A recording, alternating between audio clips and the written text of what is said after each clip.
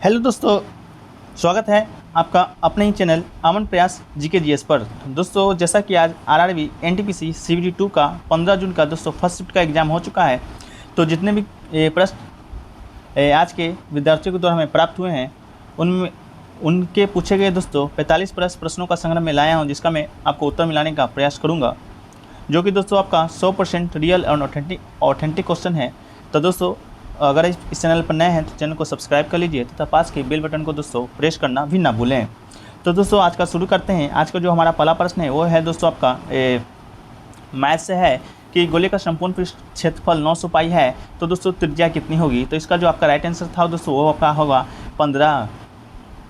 अगला प्रश्न दोस्तों कि मैथ से ही कुछ प्रश्न प्राप्त हुए हैं आज। तो प्रश्न दोस्तों कि 12वां मैच में 84 रन बनाया है तो उसका औसत 4 रन प्रति मैच बढ़ गया है, तो 13वां मैच में उसका औसत क्या होगा। तो इसका जो आपका राइट आंसर है होगा दोस्तों वो होगा आपका 40 मतलब 40। अगला प्रश्न है दोस्तों कि √4096 प्लस 3 √4096 प्लस 4 √96 प्लस 6 √96 का ये हल क्या होगा। तो इसका जो राइट आंसर होगा दोस्तों आपका होगा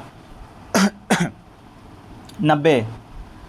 अगला क्वेश्चन वहीं पूछा था दोस्तों जिक्र जिससे था कि ब्रह्म समाज है दोस्तों उसकी स्थापना किसने की थी या कब क्या था, ये दोस्तों प्रश्न आपका। तो दोनों देख लेते हैं। ब्रह्म समाज का जो स्थापना है दोस्तों आपका क्या था, राजा राम मोहन राय ने सन 1888 ईस्वी में। ब्रह्म समाज की स्थापना दोस्तों प्राचीन काल से आ रही कुरीतियों को दोस्तों उसको ख़त्म करने के लिए ब्रह्म समाज की स्थापना दोस्तों राजा राम मोहन के द्वारा किया गया था। राजा राम मोहन को दोस्तों भारतीय पुनर्जागरण के पिता भी कहा जाता है। अगला प्रश्न दोस्तों गुड़ी पड़वा से संबंधित था कि कौन सा संवत से पहले दोस्तों गुड़ी पड़वा का जो त्यौहार मनाया जाता है कि कौन से माह में मनाया जाता है। तो उसको हम देख लेते हैं। जो गुरु पड़वा का जो त्यौहार है दोस्तों वो आपका विक्रम संवत के पहले मनाया जाता है, और दोस्तों ये चैत्र माह का जो ये पहला दिन दोस्तों इससे मनाया जाता है। और इसे जब गुड़ी पड़वा का त्यौहार मनाया जाता है दोस्तों तो इसे हिंदू वर्ष का आरंभ भी कहा जाता है। वहीं बात करें दोस्तों विभिन्न राज्यों में इस त्यौहार को क्या नाम दिया जाता है। तो दोस्तों गुड़ी पड़वा तो दोस्तों महाराष्ट्र में गुड़ी पड़वा का नाम महाराष्ट्र का है। वहीं दोस्तों आंध्र प्रदेश में गुड़ी पड़वा का जो नाम है वो उगादी, कर्नाटक में है दोस्तों युगादी और गोवा में है दोस्तों संवत्स पड़वा। इसे दोस्तों आप याद रखिएगा, अगले आने वाले शिफ्टों में आपके लिए बहुत ही लाभकारी होने वाली है। अगला है दोस्तों कि हाल ही में टिकारी बॉर्डर पर कौन सा आंदोलन हुआ था। तो दोस्तों आपको मालूम होगा टिकारी बॉर्डर पर हाल ही में दोस्तों किसान आंदोलन जो कि बहुत लंबे समय तक चला था। टिकारी बॉर्डर की बात करें दोस्तों तो ये आपका दिल्ली और हरियाणा के बॉर्डर पर है। ये किसान आंदोलन के जो प्रमुख नेता थे दोस्तों आपका राकेश टिकैत थे। अगला प्रश्न है दोस्तों कि सरोल नृत्य किस राष्ट्र से संबंधित है। तो दोस्तों सरोल जो नृत्य है वो दोस्तों आपका छत्तीसगढ़ राज्य से संबंधित है। अगला प्रश्न दोस्तों कि अनुच्छेद 48A का संबंध किससे है। तो दोस्तों अनुच्छेद जो 48A का संबंध है वो आपका पर्यावरण का संरक्षण और संवर्धन तथा वन एवं जीवों का संरक्षण से दोस्तों ये संबंधित है आपका 48A का अनुच्छेद।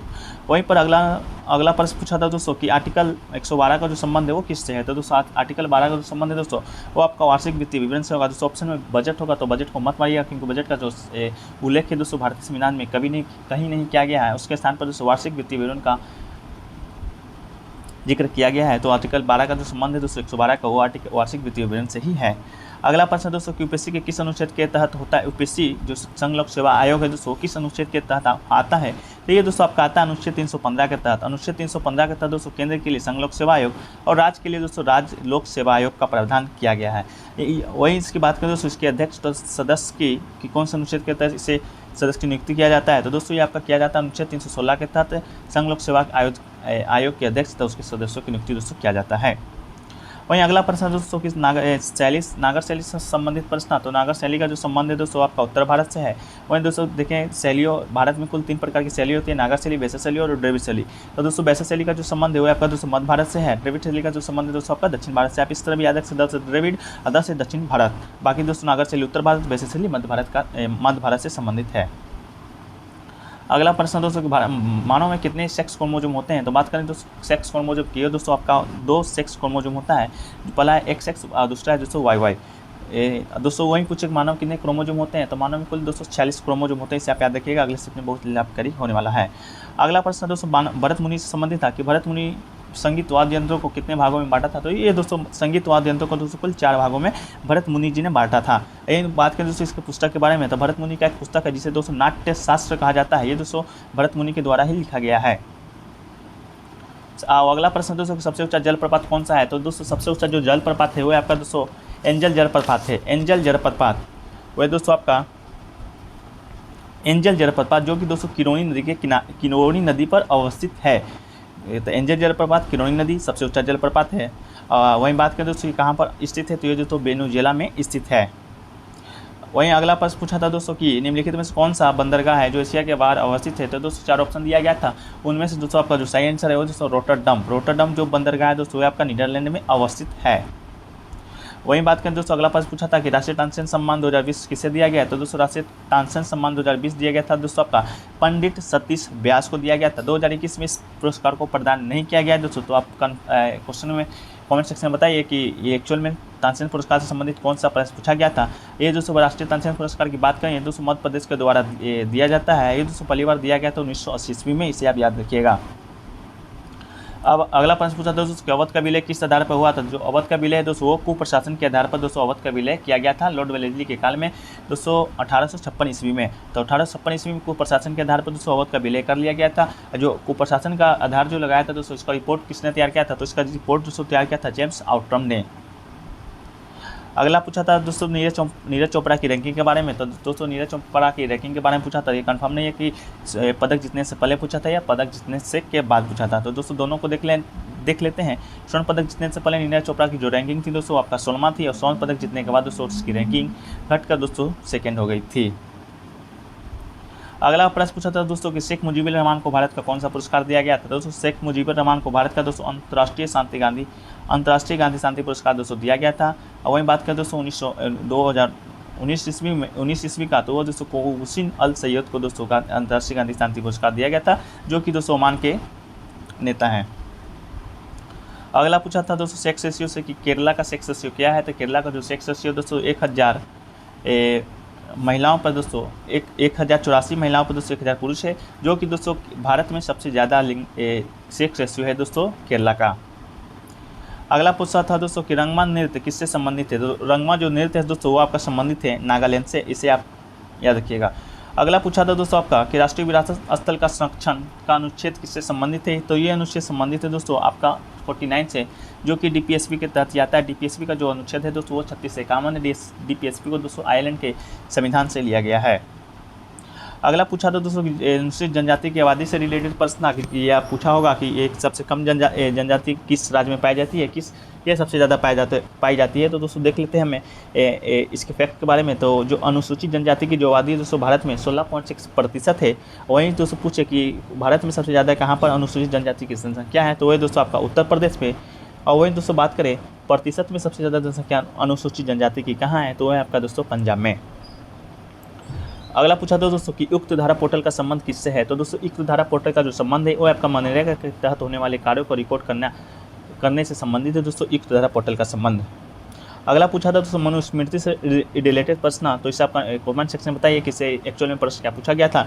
तो दोस्तों मनुस्मृति का संबंध जो दोस्तों आपका शुंकाल से है, इसका जो अंग्रेजी अनुवाद किया था दोस्तों वो आपका किया था विलियम जोन्स ने। अगला प्रश्न पूछा था दोस्तों कि भीमसेन जोशी का संबंध किस घराने से है। तो भीमसेन जोशी का जो संबंध है दोस्तों आपका किराना घराने से है। अगला पूछा है दोस्तों कि तांबे के लिए कौन सा स्थल प्रसिद्ध है। तो दोस्तों तांबे के लिए एक खेतरी नामक जो जगह है दोस्तों वो प्रसिद्ध है, जो कि राजस्थान में है दोस्तों, राजस्थान खेतरी। अगला दोस्तों पूछा था हाईकोर्ट से संबंधित अनुच्छेद के बारे में। तो हाईकोर्ट से जो संबंधित अनुच्छेद है दोस्तों 214 है। 214 के तहत ही दोस्तों हाईकोर्ट का गठन किया जाता है। वहीं बात करें दोस्तों अनुच्छेद 215 का, तो अनुच्छेद 215 के तहत दोस्तों एक हाईकोर्ट जो अभिलेखीय न्यायालय के रूप में कार्य करता है। वहीं दोस्तों अनुच्छेद 217 है। अनुच्छेद 17 से दोस्तों हाईकोर्ट के जजों की नियुक्ति के बारे में है। और दोस्तों अनुच्छेद जो 226 है वह दोस्तों आपका है एडिट जारी करने की शक्ति हाईकोर्ट को प्राप्त है 226 के तहत। अगला प्रश्न दोस्तों कि मौलिक कर्तव्य कहाँ से लिया गया है। तो बात करें दोस्तों मौलिक कर्तव्य की, तो मौलिक कर्तव्य दोस्तों लिया गया आपका रूस से। ये दोस्तों 42वां संविधान संशोधन 1976 के माध्यम से इस तो भारतीय संविधान में जोड़ा गया था। ये दोस्तों किसके सिफारिश पर जोड़ा गया था। तो ये जोड़ा गया था दोस्तों आपका सरदार स्वर्ण सिंह समिति की सिफारिश पर। अगला पूछा था दोस्तों कि जनसंख्या के अनुसार दूसरा सबसे बड़ा महाद्वीप कौन सा है। ये सॉरी दोस्तों जनसंख्या के अनुसार सबसे सेकेंड लार्जेस्ट महाद्वीप पूछा था। तो ये आपका दोस्तों हो जाएगा अफ्रीका। जो पहला हो जाएगा दोस्तों वो हो जाएगा आपका एशिया। वहीं क्षेत्रफल की दृष्टि से भी देखा जाए दोस्तों, तो क्षेत्रफल की दृष्टि से भी यही क्रम है कि जो पहला है वो आपका दोस्तों एशिया, दूसरा है वो आपका दोस्तों अफ्रीका। अगला पूछा है दोस्तों कि कंदरिया महादेव मंदिर कहाँ पर स्थित है। दोस्तों कंदरिया महादेव का जो मंदिर है वो दोस्तों आपको खजुराहो में स्थित है। ये इसे दोस्तों विद्याधर के द्वारा बनाया गया था, जो कि एक दोस्तों चंदेल शासक था। अगला प्रश्न है दोस्तों कि लुनी नदी का मुहाना स्थल कौन सा है। तो लुनी नदी का जो मुहाना स्थल है दोस्तों कच्छ के रण में जाकर दोस्तों ये समाप्त हो जाती है लुनी नदी। और इसके उद्गम स्थल की बात करें तो इसका जो उद्गम स्थल है वो दोस्तों अरावली रेंज से इस नदी का जो उद्गम स्थल है। अगला पूछा दोस्तों गिर राष्ट्रीय उद्यान कहाँ पर स्थित है। तो गिर राष्ट्रीय उद्यान है दोस्तों आपका गुजरात में अवस्थित है। ये एशियाई शेरों के लिए प्रसिद्ध है तथा दोस्तों ये जंगली गधों के लिए भी प्रसिद्ध है। गिर राष्ट्रीय उद्यान गुजरात में है दोस्तों। अगला प्रश्न पूछा था दोस्तों दुर्घटनाग्रस्त विमान से संबंधित प्रश्न। तो विमान का अगर नाम पूछा तो ये आपका दोस्तों हो जाएगा बोइंग 737 या 805, या दोस्तों एयरलाइंस की बात एयरलाइंस पूछा होगा तो ये आपका हो जाएगा दोस्तों चाइना ईस्टर्न लाइन्स। तो दोस्तों एक प्रश्न और पूछा गया था कि इंडिया को दोस्तों किस वर्ग में रखा गया है। तो इससे ये प्रश्न दोस्तों हमें कंफर्म मालूम नहीं है, तो ये आप कमेंट सेक्शन में बताइए कि इंडिया HDI से जो संबंधित प्रश्न है वो एक्चुअल में क्या था। तो दोस्तों इतना ही प्रश्न है जो कि हमें आज छात्र छात्राओं के माध्यम से प्राप्त हुए हैं दोस्तों, जो कि 100% एक्यूरेट ऑथेंटिक प्रश्न हैं।